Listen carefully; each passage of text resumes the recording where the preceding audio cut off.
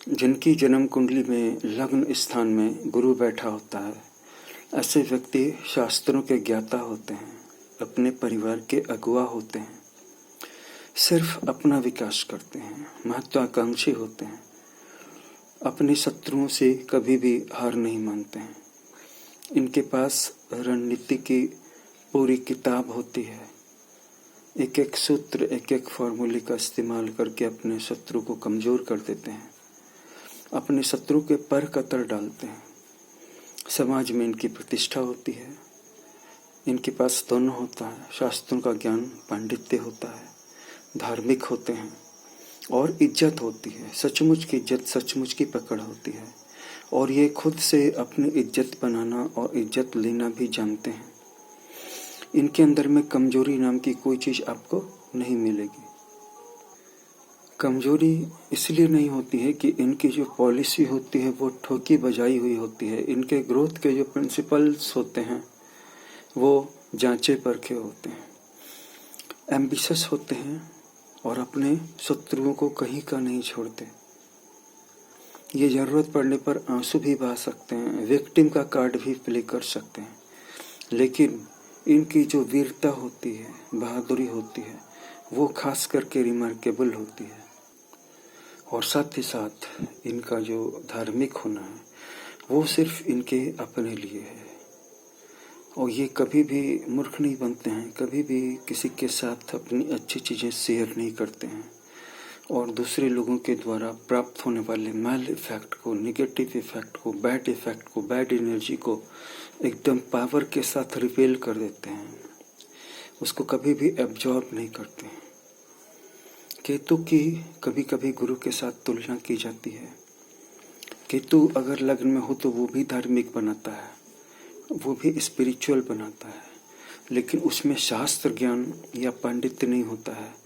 उसमें आध्यात्मिकता के तत्व होते हैं, आत्मत्याग की भी भावना होती है और वो अहंकारी नहीं बनाता है, एम्बिशियस नहीं बनाता है।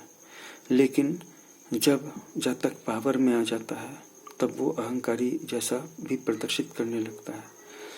वहीं जहाँ गुरु का जातक, गुरु के लग्न का जातक किसी मंदिर का, किसी मठ का ट्रेडिशनल तरीके से महंत बनेगा, पुजारी बनेगा, अध्यक्ष बनेगा, वहीं जो केतु जिसके लग्न में होगा वो जातक किसी आश्रम का या किसी स्पिरिचुअल धर्म चक्र का, महाप्रवर्तन का, किसी स्पिरिचुअल संस्था का अध्यक्ष बनना चाहेगा, जहाँ पे कर्म कांड की बातें नहीं होंगी बल्कि ध्यान, योग इत्यादि की बातें होंगी। शुद्ध दर्शन शास्त्र होगा। जिसके लग्न में केतु होता है ऐसा जातक खास करके महत्वाकांक्षी तो होगा लेकिन त्यागी भी होगा, और त्यागी होगा तो महत्वाकांक्षी भी होगा। ऐसा जातक अपने सामान्य जीवन में सभी प्रकार की सांसारिक वस्तुओं का त्याग करने की कोशिश करेगा। शरीर से भी थोड़ा दुबला पतला होगा, चेहरा तो प्रसन्न रहेगा लेकिन साथ ही साथ गंभीर भी रहेगा। आंखों में तेज होगा, आंखों में सच्चाई की झलक होगी, आंखें साफ होंगी।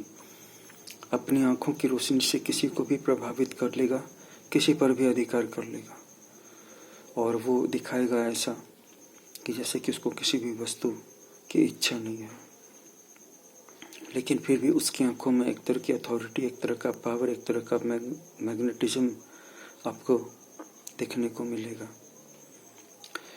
लग्न में केतु वाला जातक दरअसल में किसी बहुत बड़ी आध्यात्मिक संस्था की स्थापना करना चाहता है और चाहता है कि वहाँ पर फिर से नई किताबें लिखी जाएं, फिर से नए शास्त्र लिखे जाएं, उसके हिसाब से नई बुक्स लिखी जाएं और अंत में उसके नाम से एक कल्ट चलने लगे और वो कल्ट ऐसा हो जिसमें कि उसको गुरु माना जाए, उसको भगवान माना जाए। वो इस शरीर की अमरता के बजाय इस शरीर के बाद जो जीवन है, आत्मा की आफ्टर लाइफ, उसमें अमरता पर ज़्यादा जोर देते हैं और ऊर्जा और एनर्जी पे उनका रिसर्च या फोकस ज़्यादा होता है। जबकि जिनका लग्न में गुरु होता है उनका ध्यान इस जीवन में ज़्यादा होता है। वो अपने बच्चों को अच्छी शिक्षा दिलवाएंगे, घर में वाहन होगा, घर में सारी जरूरी चीज़ें, अप्लाइंसेस होंगे, फर्नीचर होगा, बड़ा सा घर होगा, बड़ा मोटा सा बैंक बैलेंस होगा, बड़ी मोटी सी कमाई होगी। उनके बेटे और बेटियां अच्छे स्कूल कॉलेजों में अच्छी पूरी महंगी फीस के साथ पढ़ रहे होंगे और कैरियर बना रहे होंगे और इस दुनिया में उनकी बहुत प्रतिष्ठा होगी और संभवतः उसी का रिफ्लेक्शन उनको परलोक में मिलेगा। परलोक के बारे में नहीं सोचते, इस लोक के बारे में सोचते हैं। लेकिन केतु वाला जो जातक होता है वो परलोक के बारे में सोचता है और लोगों को भी चाहता है कि परलोक के बारे में बता करके इतना प्रभावित कर लूँ, इतना मोटिवेट कर दूँ, इतना मोबिलाइज कर दूँ कि उसके पीछे पूरा का पूरा कल्ट खड़ा हो जाए। लेकिन इस दुनिया के बारे में उसका एक ही उपदेश होता है, छोड़ दो, सब चीज़ को छोड़ दो, हर चीज़ को छोड़ दो, ये सारी चीज़ें बंधन है। जिनके लग्न में गुरु होता है उनका शरीर थोड़ा स्थूल होता है, ताकतवर होता है।